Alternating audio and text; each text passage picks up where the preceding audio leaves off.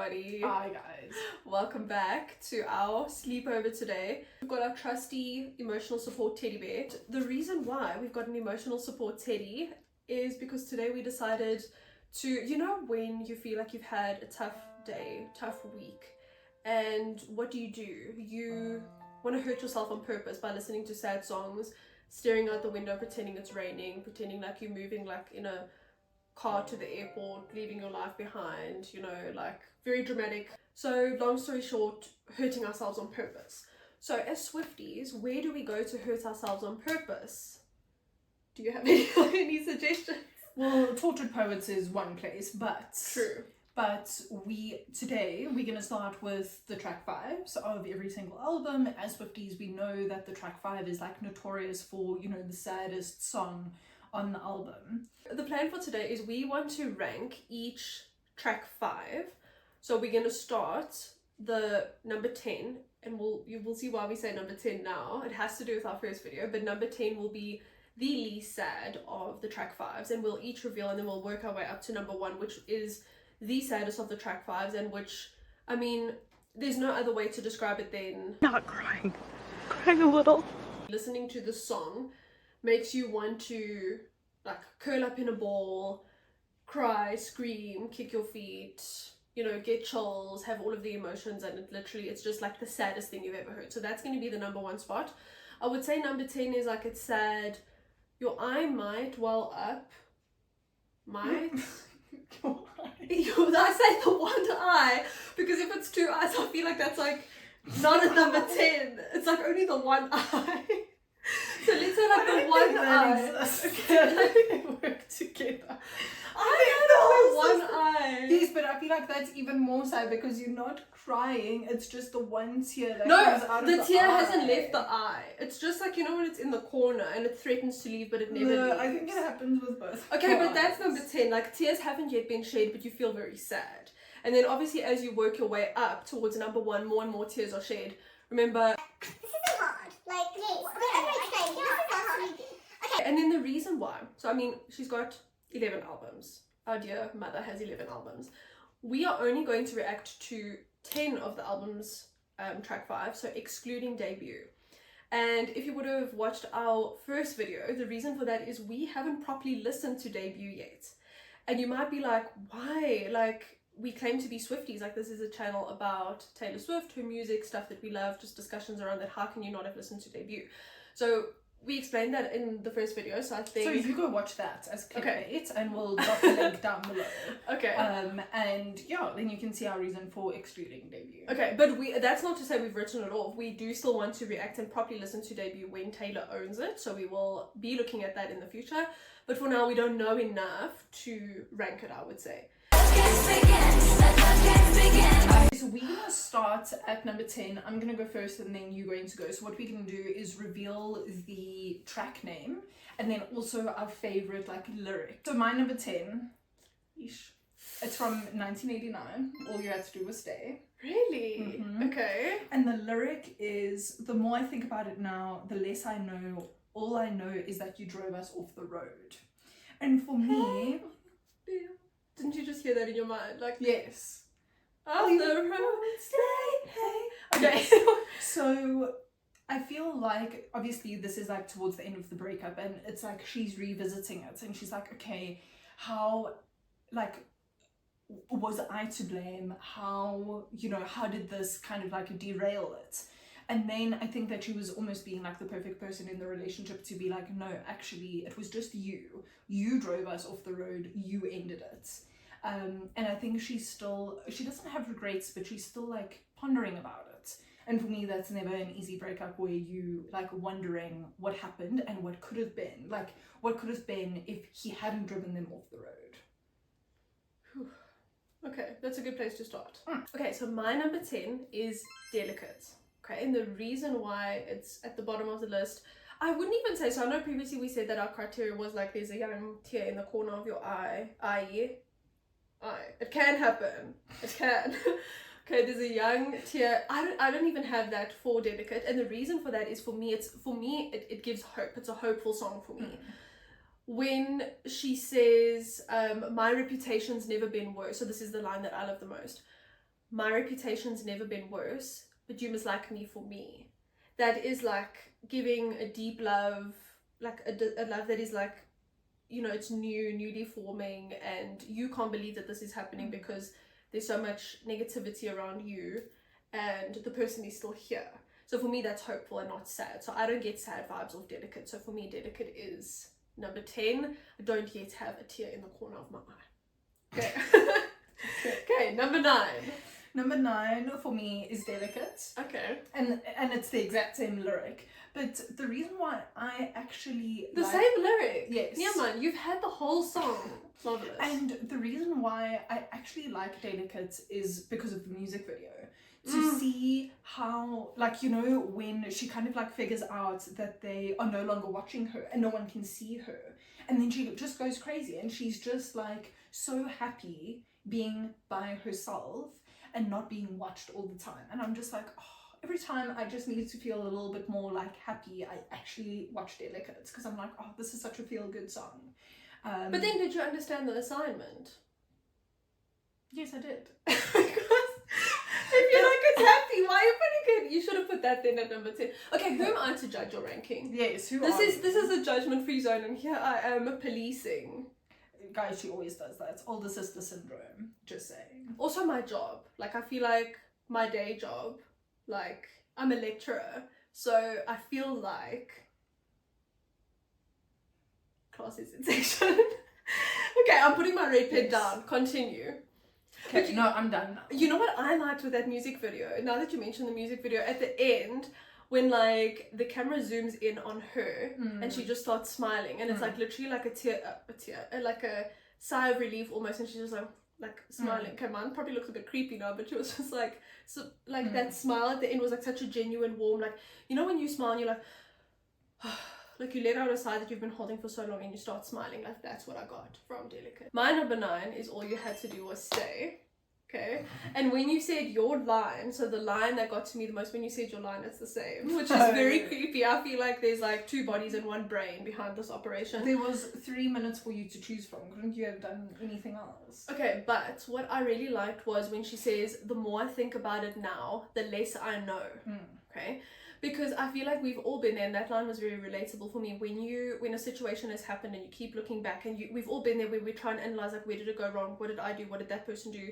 Like, if I had done this, if they had done this, would it have been a different outcome? And I feel like you get so deep down the rabbit hole of looking back on things after it's happened that you're actually like, shucks, I'm actually nowhere closer to the truth. I don't know. I'm further from the truth now than I ever was. And that feeling of like angst and anguish gets me. This version though, in the production of the song, I feel like when you listen to the words, it doesn't really match how it sounds. I'm not saying I don't like it. I really love the song. But when you hear like a slowed down, more acoustic version of the song, then you start thinking about, oh, this isn't actually like a, hey, all you had to do was stay. Like, I feel like I was dancing to the song, and then all of a sudden you're like, wait, like what's actually happening? Love the song, but I just feel like if it was a bit more, I'm not saying it should have been, I'm just saying if it was a bit more like slowed down, I feel like it would have hit sadder than it did. And then your one eye would be tearing. Or maybe even like falling on my cheek, which is like what we want. Yes. Okay, number 8. Number 8 is White Horse for me. Okay. From Fearless. And this lyric for me, I'm just like, oh, it gets me a little bit. And it says, stupid girl, I should have... No, I also have White Horse at number 8, and mine is also stupid. No, stop. I agree. And it's just like coming back, and it's almost like, you idiot, you knew that this was going to happen, so why didn't you do something differently? But it's also the way that she says it. Stupid girl. You should know. You should know. You see, I don't think our next one's going to be the same. Okay, And if it is, then I'm going to be freaked out. What is your number 7? Number 7 for me is Dear John. Okay, no. Okay. And for me, Dear John, it's that lyric, counting my footsteps, praying the floor won't fall through again. And then when her voice cracks over that again, I'm just like, I'm done for, honest. Because it's almost like she's counting the number of times that it's going to take for the relationship to kind of like fade away and break down. But do you hear how she's like counting my footsteps? Yes. So it feels like she's taking complete responsibility of this thing, and if it does break down, she'll feel like it's her fault. That's also deep. So Deep wait, song. so now this is number 7. So where are you with the tears? Have you got a tear in the corner of your eye yet? Yes. Do you? Yes. What has happened? Has it left the eye? Yes. Eyes? Yes. My tears have left my eyes. Just yes. one tear each side. You're not full on bawling and snorting no, yet. No. Okay. It's more you feel it in the heart, no? Of like. My number 7, so glad you asked, thank you, so kind of you, is the Archer.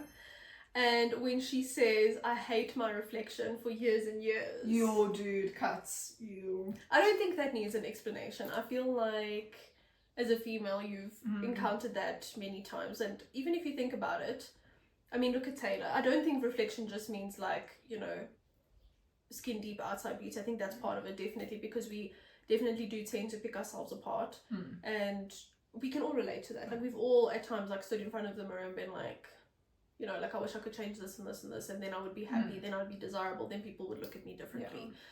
And also, I mean, sometimes if you look at your reflection, you don't just see, you know, what's on the outside. You think about your experiences, or you think about, oh, I did this, or oh, I haven't done this yet, or I haven't, like, you reflect back on your life and think, oh, there's so many things that I haven't yet done, and like I hate that. I also interpret it that way as well. So for me, that like, yeah. But now I've got tears in both corners, and I'm like, yeah. So that's where I am at. My number 6 is the Archer, but we do have a different lyric. So I cheated a little bit. There's like 2. It's not really a verse, but there's 2 like parts to it, and it's all the king's horses and all the king's men couldn't put me together again, because all of my enemies started as friends. All of my enemies started as friends. I don't recall that line. You see, you didn't do your homework properly. And for me, as the lecturer, so for me, that was like a punch to the gut almost, to be like, well, she's always been kind and nice to people, and it's those people that she's been friendly with and considered friends that stabbed her in the back. And it's just, oh man. And like, if you think about a kingdom, right? So all the king's horses and all the king's men, like everybody, they couldn't stick her back together again. Like, so even this whole army was like, yeah, efforts were in vain. Yeah, literally. Like no one could do it. And I also, for some reason, I actually like the play on that Humpty Dumpty, you know, nursery rhyme. Stand on the wall, Humpty Dumpty had a great fall. Yes. All the king's the great horses and fall. all the king's men. Yeah, okay. yeah. So I liked that whole play on it, but I definitely think The Archer is one of the saddest songs on Lover. So mine is now Dear John. Why are we like either the same or just switched? Yeah. Like we don't have a unique thought. No, we don't. No, clearly not. Okay. Same DNA, same brain. Okay, so mine is Dear John, and similar to yours, but mine was you paint me a blue sky and go back and turn it to rain. And I think it just seems so fragile, because I can almost picture it being like you've got somebody's approval and like here they're throwing you this big parade, but then they can quickly cancel the parade and send everybody home if you sort of step out of line. Okay, so number 5, I'm gonna get hates. Number 5 is You're on Your Own, Kid. Okay, and my favorite is that part in the bridge where she says, I gave my blood, sweat and tears for this. I hosted parties, starved my body, that whole bridge. But I think the first 2 lines off of that, I don't know, she gives me the like real sense of like working so hard and doing absolutely everything that you can, but it still didn't end up being enough. So I relate to that quite a lot. Wow. Where, you know, like starving your body wasn't enough for these people, or like for the media, or for the people that she was trying to please. So I mean, as a very like hardworking and productive person, be like working, you know, to the absolute limits that you have, and it's still not being enough, then I'm just kind of like, yo man, that really just hits a nerve. I was like crossing my arms when you said that, because mine's the same. So I mean, I feel I feel like what more is there to say? The honorable mention for the line though. So I also had You're on Your Own, Kid as number 5. Honorable mention was when I feel like she acknowledged or came to the realization where you're on your own, kid. You always have been. Yes. So right always. Yes. So it's literally like, you know, from as early as she can remember up until now. there hasn't been a feeling where she's felt that somebody has her back, and Yes. like the loneliness that comes with that kills. Number 4 is My Tears Ricochet. And the lyric is, you're tossing out blame, drunk on this pain. So what is your number 4? Why am I laughing? It's my tears ricochet, legit. I feel like I have to show you because like legit. Oh my gosh, man. Okay, and mine is I didn't have it in myself to go with grace. Just because I think it's a very relatable and personal lyric for me. I feel like when I am, this is me now, backed into a corner and like I don't have many options left, I always will, how can I say this? Like I will self-sabotage instead of like going gracefully. So now we get into the top 3. Who is sitting in your spot 3? Okay, before I get hate, mine is All Too Well, but it's only because it's not the 10-minute version. If it was the 10-minute version, it could be higher on the list. Okay. Just because I feel like All Too Well 10-minute version is in its own sphere. Like you cannot rank it amongst anything else just because it's so unique at being 10 minutes. All of the lyrics that are just like so painstakingly beautiful. Like it's in its own realm. You can't rank it with anything else. So for me, the lyric is, we got lost in translation, maybe I asked for too much, but maybe this thing was a masterpiece till you tore it all up. I don't know. That's mine. And I have All Too Well as number 3. Dude. What's the point of there being 2 of us if Yeah, we're just I know. gonna have the same thoughts? So like, then you need to spice it up. Crickets, crickets, crickets. I was actually trying to think how I could do that, but Yeah, like literally, you But see, that's probably the favorite lyric of like the majority of Yes. our audience, meaning like 2 other people. has our mom listened to All Too Well? We're like, majority of our Yeah. audience are probably like, is she it? Probably. Yeah, probably. Okay, but I love how she says, okay, my line is exactly the same, but when she says maybe I asked for too much, and I feel like with me specifically, let me not, you know, extrapolate here, but I often feel like, you know, what if you do ask too much that eventually the person is like who do you think you are asking this of me? So asking for too much is always something that I feel a bit concerned about, like even of a friend. Like if I have to like unpack on them, I'll be like, okay, when last have I unpacked on them? Like let me not do it again, because like maybe this is just too much. Like maybe I'm coming across as like too whiny and too negative. So like let me stagger my, you know, support needing, because otherwise, like, you know, I'm too much. Like it's too much. So that part for me, like, you know, I get really scared at being branded as like too much. Oftentimes I think, again, as women, the things that we're asking for actually isn't too much. Like, Yeah, like if you look at that part in the music video where they're busy like washing, so it's after the party, right? the short film, you mean? The short film, yes. So it's See, I after do the come in party. useful. Sometimes. Just joking. So it's after the party and then they're busy like washing up the dishes, and she was like, I just reached for your hand, and he's like, what are you even talking about? She was way more righteous. She was like, you draw my f***ing hand. Yeah, well, yes, but I'm like, that was probably what she asked for, Sure. right? And that is But probably, that's not a lot though. That's not a lot Yes, to ask. and that's, but I mean, according to those standards, asking for anything is too much if you're a woman. So I think it's those small things that she was asking for, or like to be spoken at, or to like be brought into the conversation. All of those things were too much. You were being weird and quiet the entire time. I was not being weird because you wouldn't Yes, you look at me. were. Oh, come on. You'd ask me one thing the entire night. Sure. But if you think about it now, we talking now. Those things are not too much. Like that's the barest of minimum. Like Absolutely. I wouldn't even say it's the bare minimum. It's like the barest of minimum. And yet it feels like, but again, it's the wrong. If you're in a friendship, a relationship, with anybody, whether it's a family relationship, a romantic partner, friends, if you feel like you are asking for too much when you're just asking for like basic things like support, your efforts to be reciprocated, them to check in on you after you've checked in on them. Something that just comes to mind, now I'm getting personal, but like it's here, and I even feel like I want to cry. For my wedding, so we had, our wedding was during COVID. I say our wedding as if it was you and me. She's my sister. I love her to death. I did not marry her, even though we look that close. I got married during the pandemic, And so obviously very, very small wedding only allowed. So our restrictions in South Africa, there were a limit on the number of people you could have at a gathering. Even if it wasn't that, we wouldn't have had that many people anyway. So we were limited to, I just want to double count on my side, 3 friends each. Okay, so we had our family on either side, so mine and my husband's family on either side, and then we limited ourselves to 3 of our closest friends each. And one of my friends hadn't shown up by the time, like, I was like driving to the venue, my dad was driving me to the venue so I could do the whole walking down the aisle thing, and my sister phoned, and I was like, so are the guests there? And I say guests, I use the word guest loosely, I mean technically more than one is a plural, but I mean there were so few, like, and Michelle was like, no, like 2 of the friends had not yet arrived. So she phoned to check, and they were like, oh, was that today? Like, was the wedding today? And I just look back at that and I think, like, I thought we're such good friends.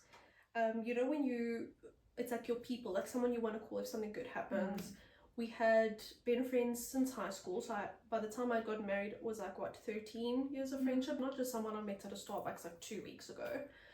And that to me was like the barest of minimums, and that wasn't even reciprocated. So that isn't even an example of like a romantic relationship.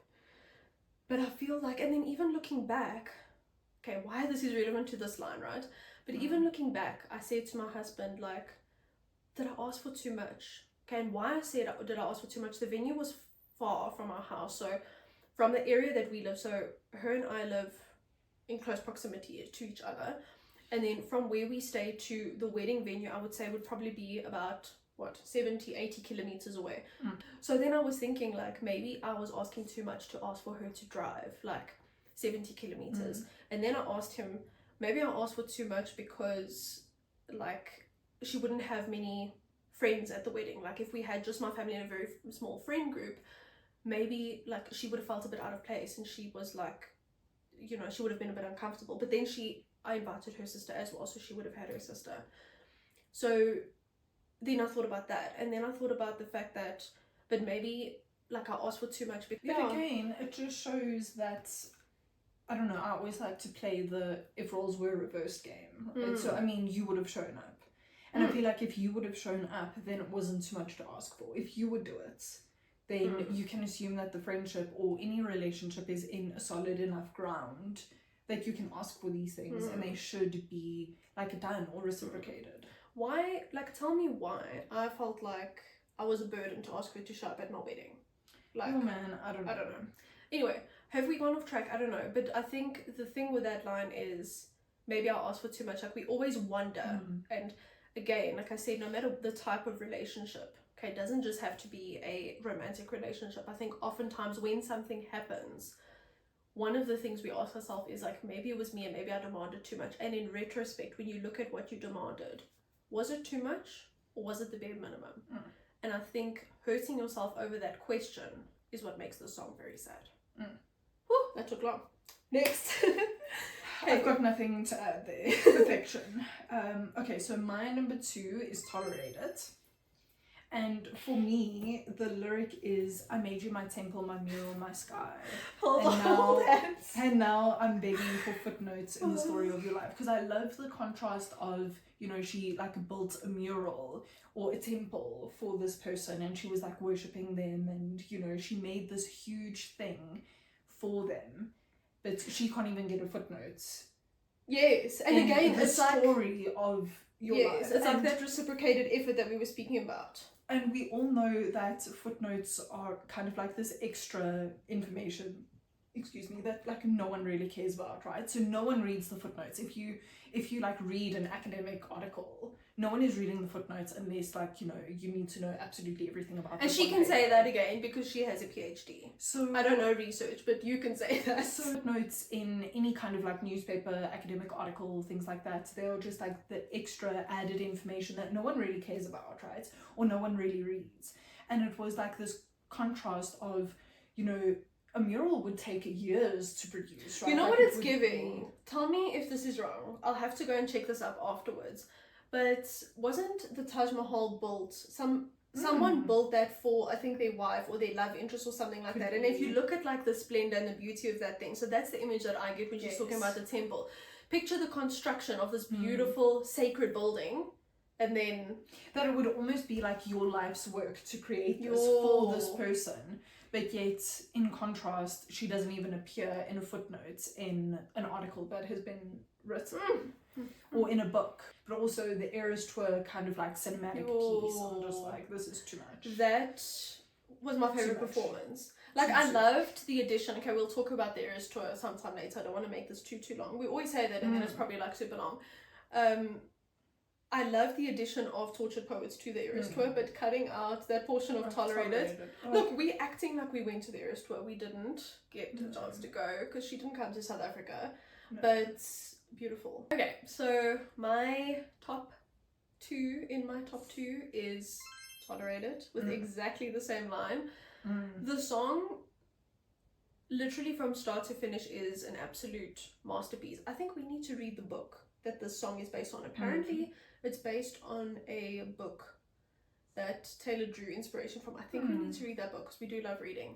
But just everything about it, you can, again, like, she is just so good with words. You can picture the scenario that is unfolding. Like, you can picture somebody waiting at the door, like, so excited to see you, so giddy, and then, like, you know, picture like almost like a puppy waiting by the door getting so excited, and then it's like owner comes home and like just takes off her shoes, slams down the briefcase, and like, you know, walks to the kitchen asking what's for dinner. That's the vibe that I'm getting, and she does that so well, using her best colours for his portraits. Come on. I feel like Tolerate is even worse than Hate, because I feel like if you hate somebody, there's at least some passion and fire there. It's just obviously negative. Look at us still holding this. I don't care if we are too old for teddies. Like, look how adorable they are. I'm like, no, it's adorable. Hate is strong. Like, you at least have to have some sort of active feelings about someone to look at them and be like, oh, look at that person over there. Like, I just want to. That takes feeling. That takes like some sort of fire, even though it is negative. Like, it still requires you to care. And I feel like Tolerate is just like indifference. Okay, so we now have gotten to the number one spot. The I feel saddest like song. we need to insert a drum roll. Okay, so the saddest song, by this point, you should have... I'm in a ball, weeping on the floor. You're not even... Picture... Okay, so this is a throwback to Grey's Anatomy. Season 2? The finale of season 2. Where Denny just died. And Izzy is in her prom dress on the bathroom floor, and she hasn't gotten up off the bathroom floor for Lord knows how long. And she's just there, like, everyone's like just camping out with her on the bathroom floor. That is the song. And we've got the same one, it seems, so take us away. So mine is So Long Like Ours is So Long London. I don't know if you can see that. And honestly, it's the whole song. It starts with, you know, I could see the fairy lights through the mist, and I'm just like, from there right until the end of being like, you'll find someone, I'm a wreck throughout. The first time I heard it though, when Taylor announced the track list before Tortured Poets dropped, and I knew the song, or to me the song was always going to be about Joe, track number 5, and you know, like London and all of that. I knew it was going to kill me. And then listening to it for the first time, I remember, like, you know, with some songs, it's sad, but you need to listen to it. You need to digest and process and listen again and again. And then eventually, like, oh my God, like, the song is just phenomenal. There are songs like that where you just need to digest. I feel like a lot of the anthology of Tortured Poets department, I needed time to sit with it to digest. I think actually because you know what it was? Those lyrics were too clever for me. Like, I needed to sit with my Oxford English dictionary to be like, okay, what does this mean? And then be like, oh. It, like, a lot of those songs initially didn't get me. And when I say get me, I don't mean I didn't like them. I just mean, like, I didn't resonate with them yet because I needed to process. With this one, from the first church bells ringing, it took me to London, and I could picture this scene unfold in my mind. And then she takes you through like the stages of like the anxiety with that song and how things fell apart. And for me, did you say your line? See, ahead. I'm taking over. No, go ahead. No, you go ahead. So mine is every breath feels like rarest air when you're not even sure if you want to be there. Just I literally want to cry absolutely just hearing that devastating. line. I just think the way she depicted her feelings and the breakdown. So, the breakdown of that relationship. So mine was my white knuckle dying grip holding tight to your quiet resentment. You can almost picture yourself like hanging on for dear life. Like, you know, when you're hanging on so tight that your knuckles are literally like pulling tight like this. Like you are fighting, you are trying to hold on, but it was never reciprocated. So it was you fighting for the both of you. That part. But then the lead onto that holding tight to your quiet resentment. And that speaks a lot to tolerate it. Because again, we said with tolerated, like if there's hate, there's a fire, there's passion there, albeit negative, there is still active emotions. Like it takes energy. It takes, as we say here in South Africa, krach, like power. Is that correct now? Yeah, it's a krach to like hold on to those feelings, right? It's quiet resentment, like it's just like, where's the passion, where's the fire? If you're gonna hate me, at least like, you know, be passionate about it, be like, tell me to my face, like I hate you because of these reasons. Like that would be better for me if like he had come and been like, you know, this is the reasons why I feel like this is not working anymore. Like be angry about it, because at least if you're angry about it, I feel even if you're angry, you still do care. You have to care to be angry about something. When you've stopped caring about something, then you're indifferent, then like there's no hope, it's all gone. It's a lot. The song is a lot, but honestly one of my favorites of Tortured Poets. It's just... And that brings us to our track 5s ranked in order from least sad, not really shedding a tear yet, all the way up to ugly crying on the bathroom floor, picture Izzy after Danny died, Grey's Anatomy season 2 finale. Just can't recover from that song. And again, what we'll need to do, please go ahead. So we also want your comments, guys. So let us know what you agreed with, what you didn't agree with, and what is your ranking. We would love to know. That would be great. And also, we'll have to revise this. Once we listen to debut, we'll have to slot that debut, the song of debut album. Yes. Thanks so much, everyone. I hope you have a good week. And please remember, you can still make the whole place shimmer.